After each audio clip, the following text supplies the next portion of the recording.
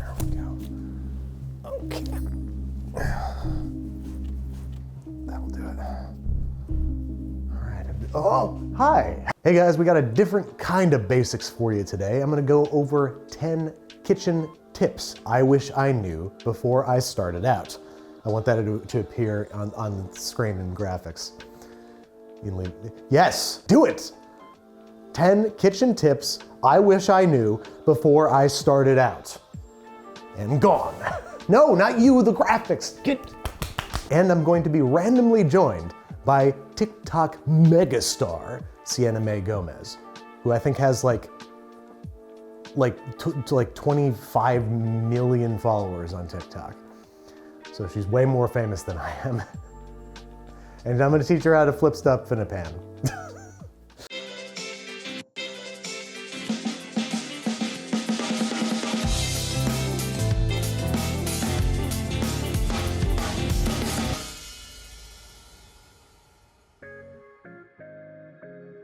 Mise en place. What exactly does that mean? No one knows.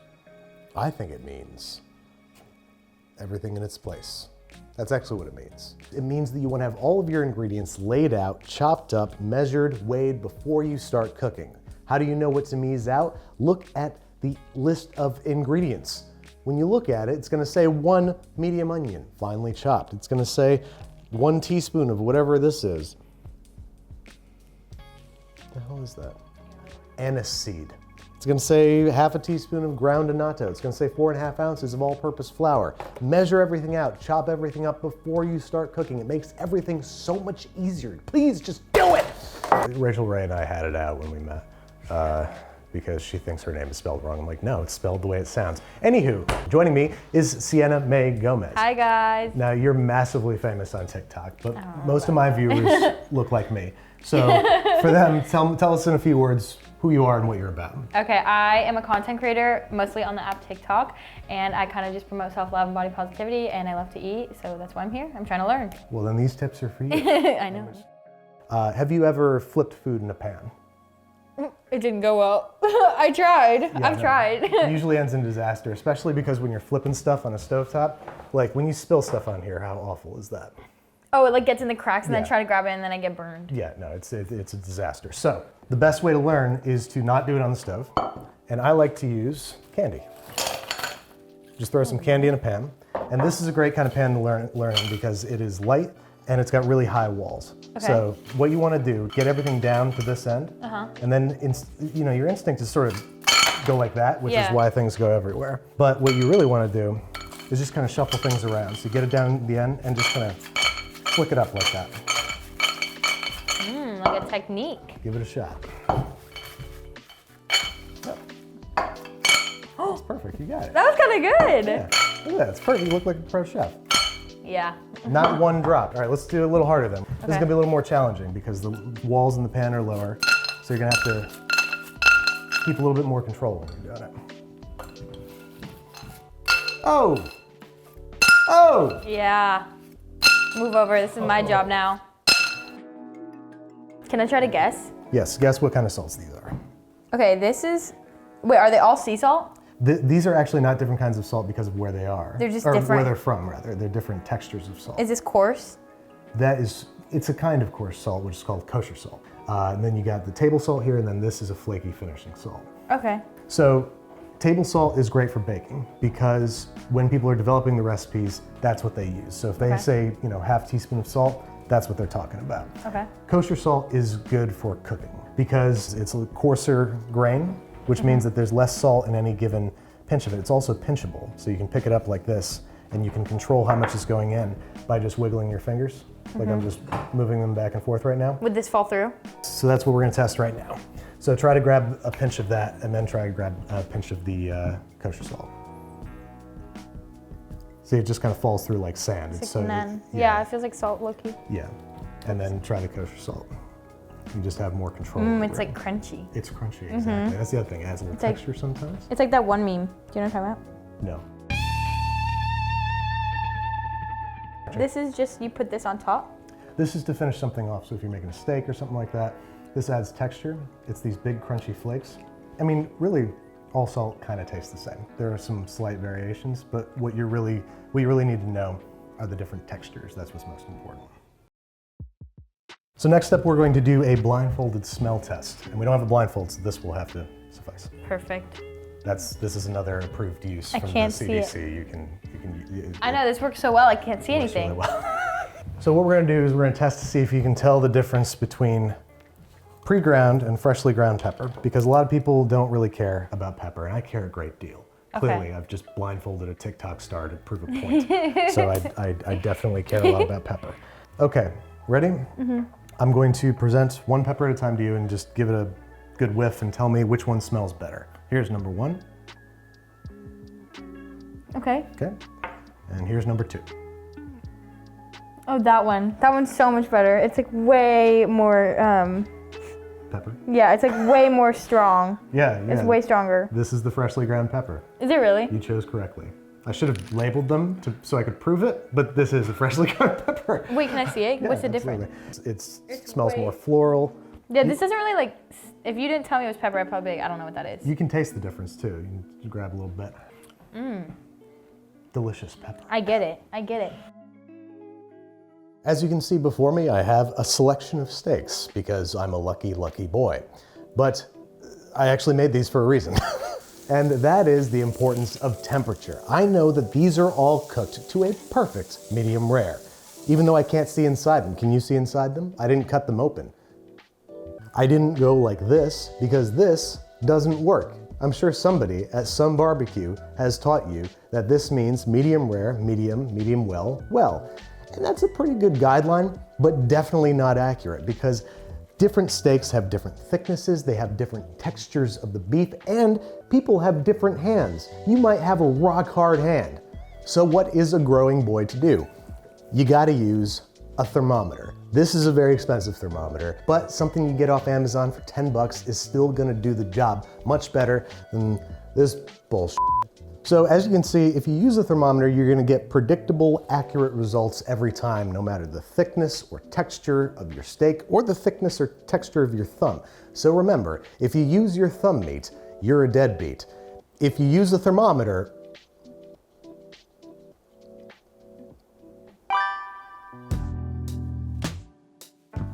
oil.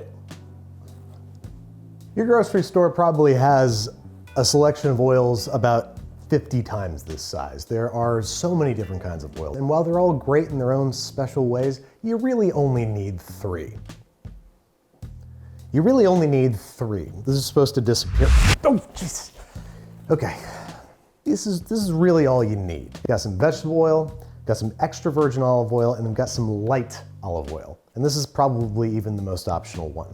The vegetable oil, this is your great all-around deep frying, sauteing, everything where you need oil, where you're not trying to impart flavor. This is what's known as a neutral flavored oil. It's got a high smoke point, so you can heat this up to, what is the smoke point of vegetable oil? 450. It's like 450? Can you check? I'm sorry. It is. Then we've got extra virgin olive oil. It's got a much lower smoke point. 375 degrees Fahrenheit, 350, 325, 325. 320 to 375. Oh, well, ish. If you saute or sear anything in olive oil, it's going to taste bitter because this stuff doesn't like high heat.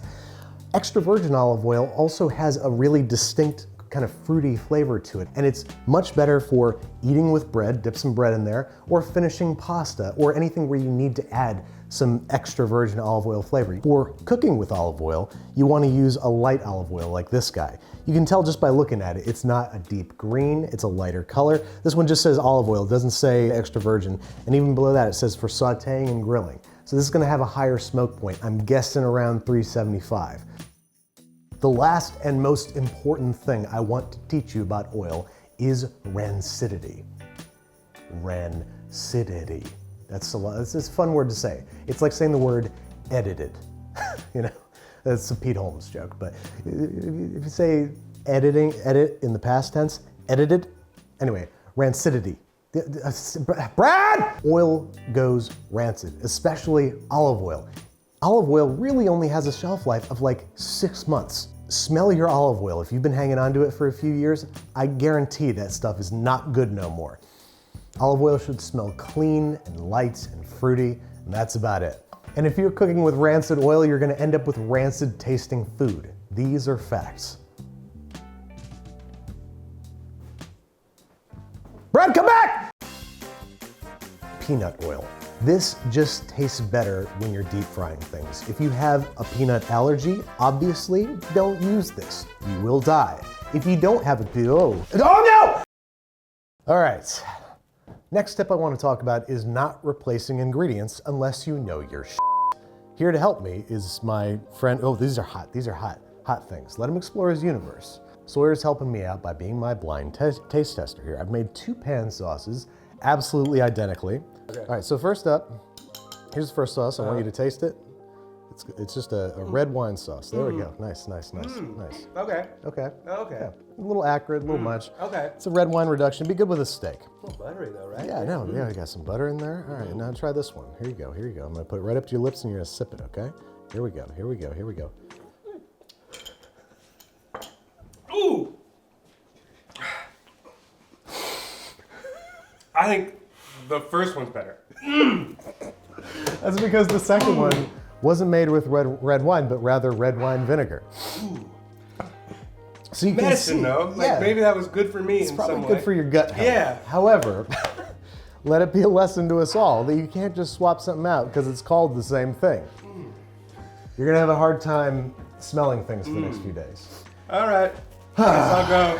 Can you lead me out of here? Well, I have another thing for you to taste test. Oh, good. But that's another tip for another day. Okay. Another part of the episode. Okay. We'll be right back. Okay. How many times has this happened to you? You're trying to fry up some bacon after a night of passion, and you can only fit 3 goddamn strips in there at a f***ing time. And they won't even fit, really. Well, I have the solution. You should bake your bacon. When you bake your bacon, it bakes up evenly and perfectly.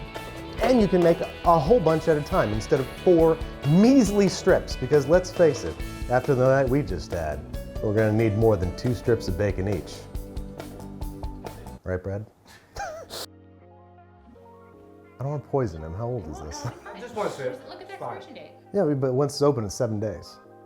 Oh, it's less. It's Okay, all right. Okay, okay. we're still rolling? Yeah. All right.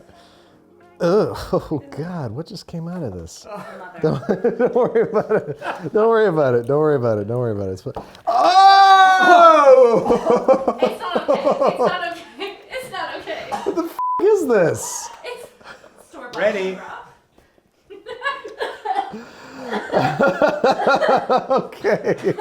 Okay. Did you see that? No. Oh, no, you didn't. I'm ready. Next up, chicken stock. Is it really worth making it yourself? Yes. I'm gonna hit you with 2 different chicken stocks, okay? One's homemade, one's store-bought. You tell me which one's which. I probably won't know. Here's number 1. Snoop. Ooh, good. Yeah. Ooh. So that's chicken stock A. Seems like you liked it. Cool.